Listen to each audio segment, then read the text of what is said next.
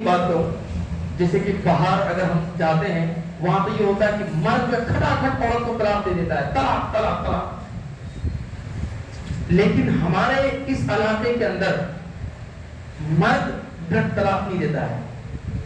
یہاں طلاق کا جو مسئلہ پہنچتا ہے وہ پنچایت تک پہنچتا ہے یا کورٹ تک پہنچتا ہے. بہت کم، میں کہتا ہوں 95% ہمارا یہ ہے کہ طلاق جو ہوتی ہے وہ پنچایت میں ہوتی ہے.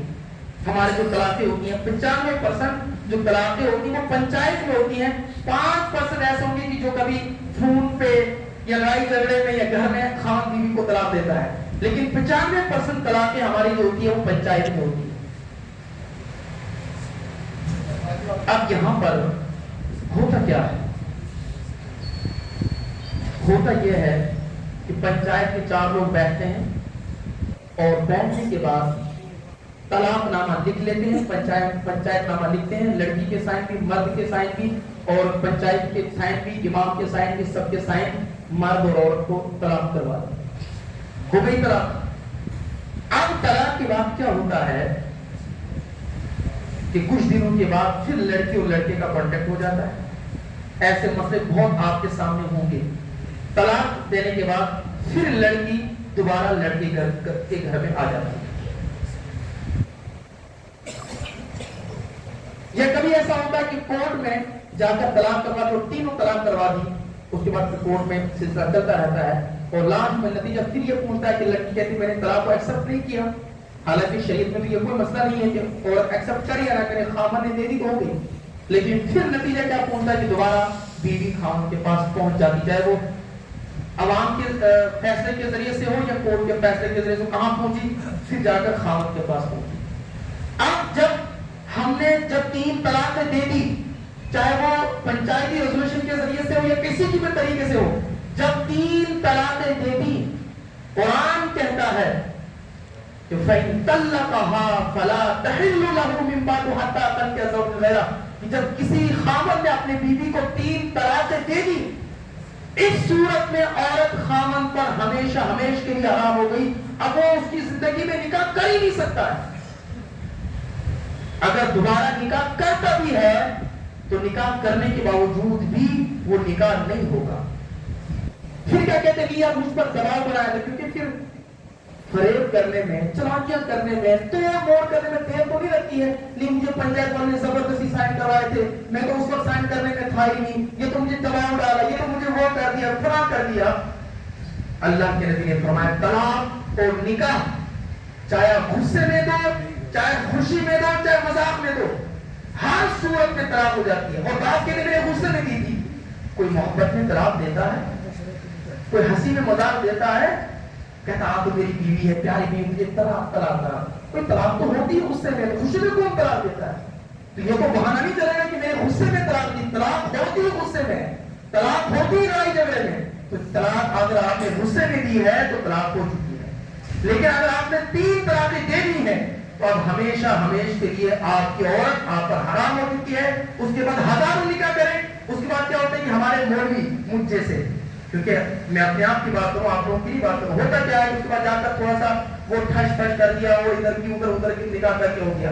بھائی کپڑا ڈالا ہے، اس کو اگر آپ دودھ سے بھی دھو گے وہ سفید ہوگا، سفید ہوگا. شریعت نے جس کو ایک مرتبہ حرام کر دیا، کہہ دیا یہ حرام ہے، تو وہ پھر حرام رہے گا. اس کو 1000 نکاح کرو تو پورا قرآن بھی پڑھو وہ حرام. شراب ہے، شراب حرام ہے. اگر کوئی کہتا ہے کہ میں اس کو پورا قرآن پڑھ دیتا ہوں، تو کیا پورا قرآن پڑھنے سے وہ شراب حرام ہو جائے گی؟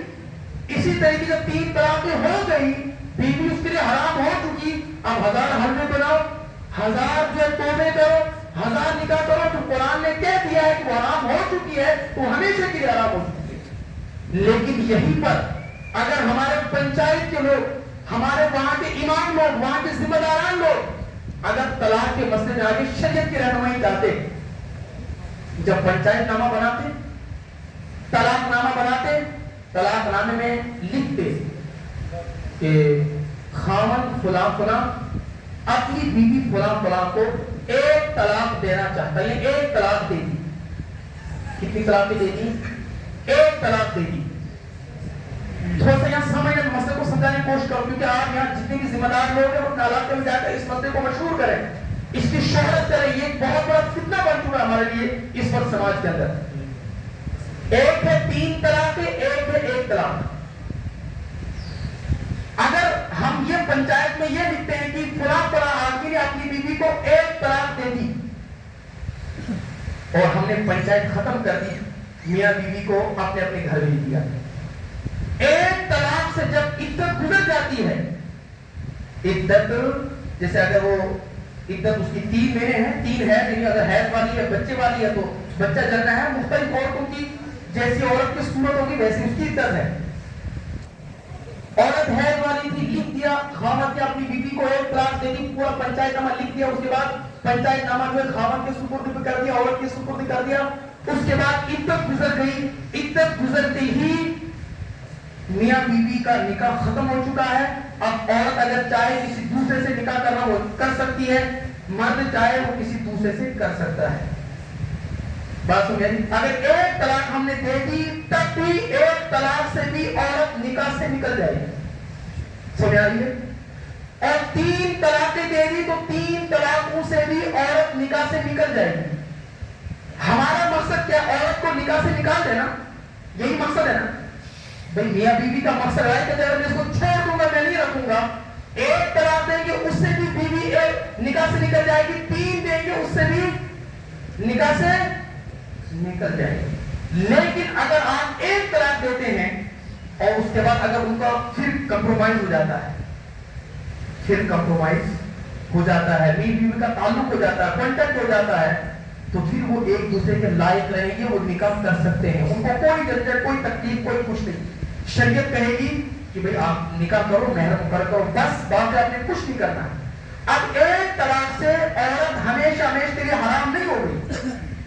اگر عدت گزرنے کے بعد 1 سال 2 سال یا 6 مہینے کے بعد مرد دوبارہ چاہتا تو نکاح کر سکتا ہے، لیکن اگر 3 طلاقیں دے دی تو پھر وہ ہمیشہ ہمیشہ کے لیے حرام ہو گئی۔ اس کے بعد اگر آپ کا کانٹیکٹ ہو جاتا ہے، وہ آپس میں ایک دوسرے نکاح کرنا چاہتے ہیں تو نہیں کر سکتے ہیں، کر ہی سکتے ہیں، حرام ہو گیا ہمیشہ ہمیشہ کے لیے۔ اب مجھے بتائیے، 1 طلاق تو اس کا راستہ بھی ہوئی، 3 طلاق تو اس کا راستہ بھی ہوئی، لیکن 3 طلاق والا راستہ مشکل، 1 طلاق والا راستہ آسان، تو ہمیں کون سا والا چننا چاہیے؟ آسان والا۔ دونوں کی منزل وہی ہے، الگ الگ راستہ نہیں ہے، بس یہ کہ ایک کانٹوں والا راستہ، ایک آسان والا راستہ ہے۔ تو جب شریعت نے ہمارے لیے آسانی رکھی ہے، اچھا اس میں ہوتا ہے کہ ہمارے جو اس انداز کے فیصلے کرتے ہیں، 3 طلاقیں دینا گناہ ہے، 3 طلاقیں دینا، لڑکے نے 3 طلاقیں دی بھی گناہ کا کام کیا، جن لوگوں نے وہ پنچایت نامہ 3 طلاقوں کا بنایا وہ بھی گناہ میں شریک، اور جنہوں نے اس میں سائن کیے وہ بھی گناہ میں برابر کے شریک۔ اس کے بعد اگر لڑکی اور لڑکی کا کمپرومائز ہو جاتا ہے، پھر لڑکی اٹھ کر لڑکی کے پاس آ جاتی ہے، اب جو پوری عمر بدکاری ہوتی رہے گی، اس کے ذمہ دار بھی کون؟ وہی جنہوں نے یہ پنچایت نامہ بنایا جو طلاق کرائے۔ لیکن اگر وہی ہمارے یہ لوگ، یہ فیصلے کرنے والے، ہمارے ائمہ، ہمارے علماء، وہاں کے ذمہ داران اگر وہاں پر 1 طلاق لکھ لیتے تو 1 طلاق سے بھی نکاح سے نکل جاتی، لیکن اگر اس کے بعد دوبارہ کمپرومائز کا ہو جاتا تو پھر کوئی گناہ ہوا نہیں، نکاح ہو جاتا ان کا اس کے بغیر کوئی وجہ کے۔ اس لیے آپ جب بھی کوئی طلاق کا فیصلہ کرتے ہیں تو اس میں ہمیشہ اپنے علماء سے رہنمائی لیا کریں کہ ہم نے جو طلاق دلوانی ہے، طلاق کا طریقہ کیا ہے، کس طریقے سے ہم نے کروانی ہے۔ لیکن یہ سمجھے کہ اگر آپ 2 منٹ کے لیے آپ کے علاقے میں بات مانی جاتی ہے، آپ فیصلے کرتے ہیں، لیکن یاد رکھیں کہیں یہ فیصلے آپ کے لیے کل قیامت میں ذلت و رسوائی کا سبب نہ بن جائے۔ اس لیے جب بھی آپ نے طلاق کے فیصلے کرنے ہیں، وہ طلاق کے فیصلے شریعت کے دائرے میں رہ کر کریں، تاکہ نہ ان کے لیے مصیبت بنے نہ آپ کے لیے مصیبت بنے۔ یہ ہو گیا۔ اب مجھے بتائیے کیا ایسا ہے یا نہیں ہے کہ 3 طلاق لکھنے کے بعد پھر لڑکی اٹھ کر لڑکی کے ہاں جاتی ہے؟ ہوتا نہیں ہوتا ہے؟ ہوتا ہے، حالانکہ 3 طلاق جب دے دی اس کے بعد کیا پھر وہ حرام ہو جاتی ہے؟ اچھا یہاں پر ہم جیسے لوگوں نے جو غلط فیصلے کرتے ہیں اس کے بعد کیا کہتے ہیں 3 طلاق